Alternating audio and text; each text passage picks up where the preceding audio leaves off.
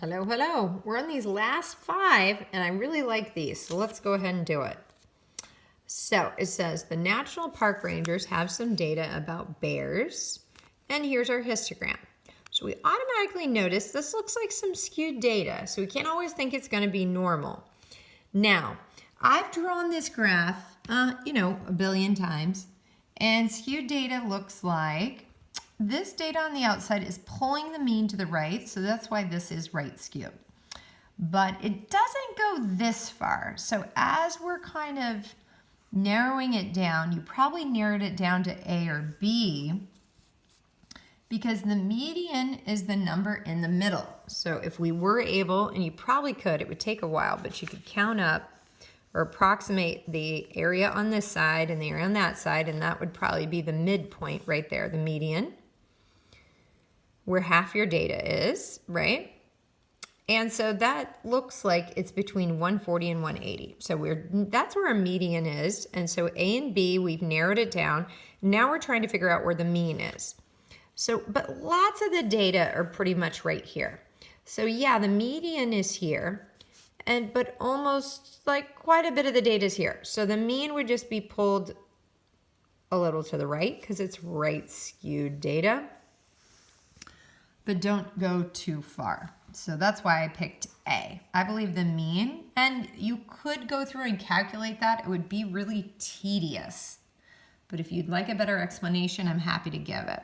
Okay, question 22. Like this question as well.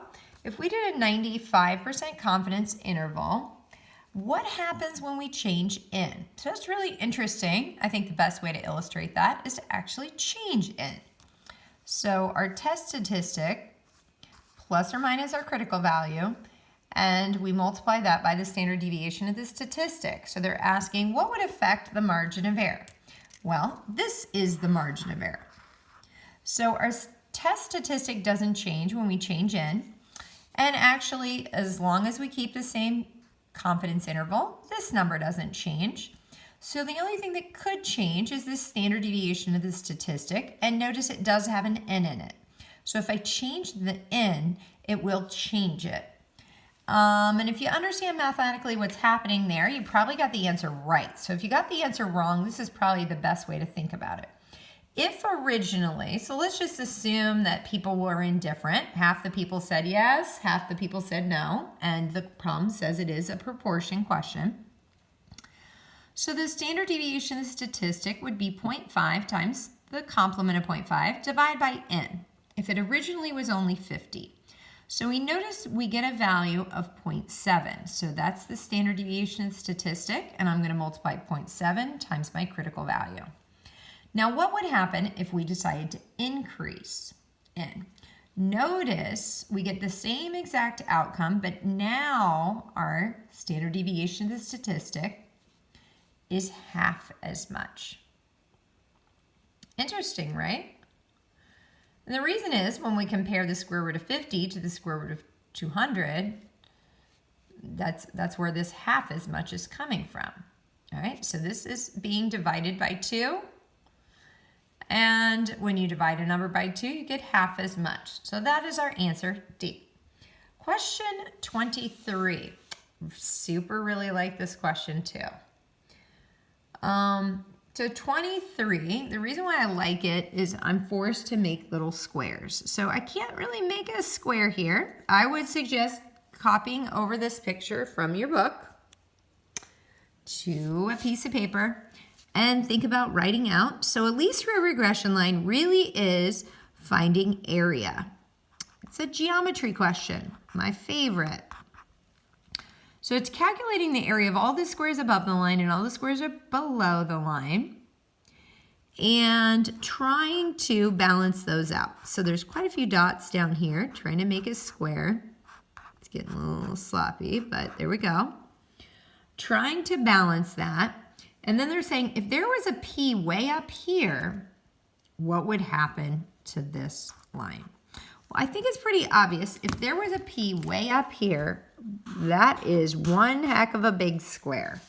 Boom. The area of the squares above that line just changed big time. Okay, so inevitably, the line would have to change. It would have to adjust probably somewhere here to try to compensate for the fact that that line's been drug up. You see what I'm saying? And so it would make some amount of adjustment. Maybe I'm exaggerating that adjustment, but it would make an adjustment to try to balance out the area above the line to equal the area of the squares below the line. So I think it's pretty obvious to see that the slope increases, but you really need to understand what R is to understand this second piece. So before that big old ugly point went way up there, the dots were pretty close to the line. So we can think of R as how close are the dots to the line, and when they're really close to the line, R is really close to 1. Like usually a number maybe 0.96, 0.98. 0.92. That's a pretty darn good least squared regression line. So when I look at this, I'm thinking, you know, maybe R is without this point, of course. I'm thinking maybe R is, I don't know, 0.8. This would be a pretty good prediction model. So that's another way to think about R is how good of a ability does this line have to predict if you give me this value that I can give you a really precise that value. In fact, this might be quite a bit less than 8. It might be, I don't know, 7 or 6. And when I say 7 or 6, I mean 0.7 or 6. Because R is a number less than 1. Okay?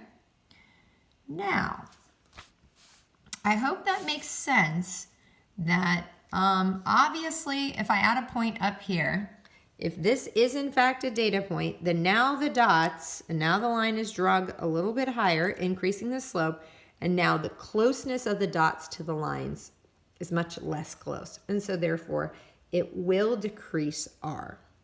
Okay.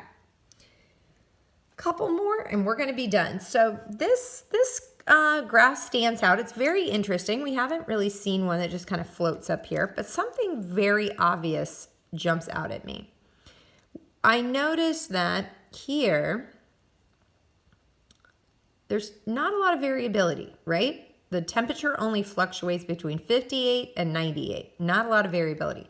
But here you got some warm, really warm temperatures, 90s and 20s. And that's why I don't live in Illinois anymore. It was really hot in the summer, really cold in the winter, maybe even all the way over here. -0, way over here. In Florida, we tend to stay pretty close to moderate temperatures. So let's take a look at this example. I went ahead and kind of graphed a little picture.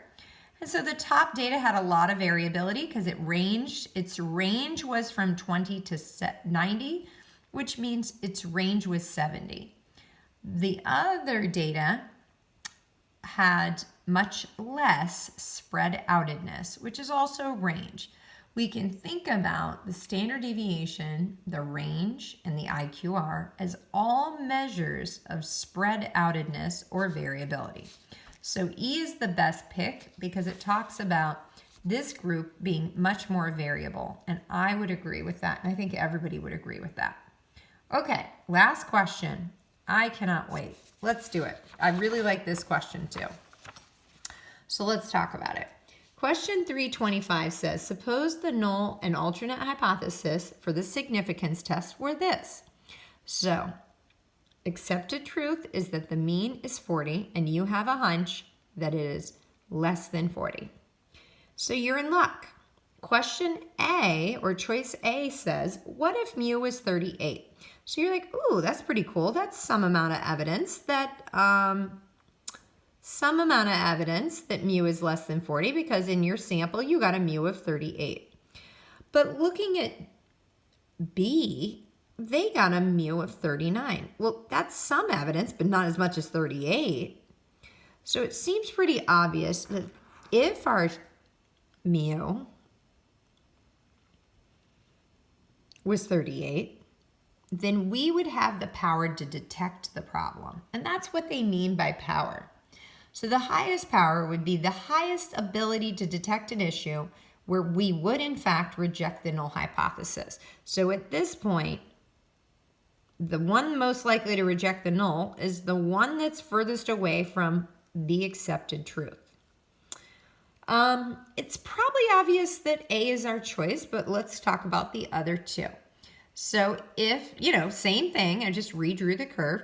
If the other test statistics were 41 and 42, neither are really helping you build this case, are they? Your hunch was that the mean was less than 40, and you're not getting data to help support that. You're in fact getting data to the contrary.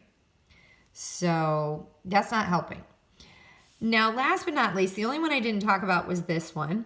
If the accepted truth is 40 and in your sample you get 40, then you got nothing. What you've done is confirmed H sub O, and we actually don't say confirmed H sub O. The only thing we either say is we reject the null or we fail to reject the null. But in a way, you've only reiterated that that should be the accepted truth if that is what in fact you collected. Thanks for joining me. Please turn this assignment in and enjoy your spring break.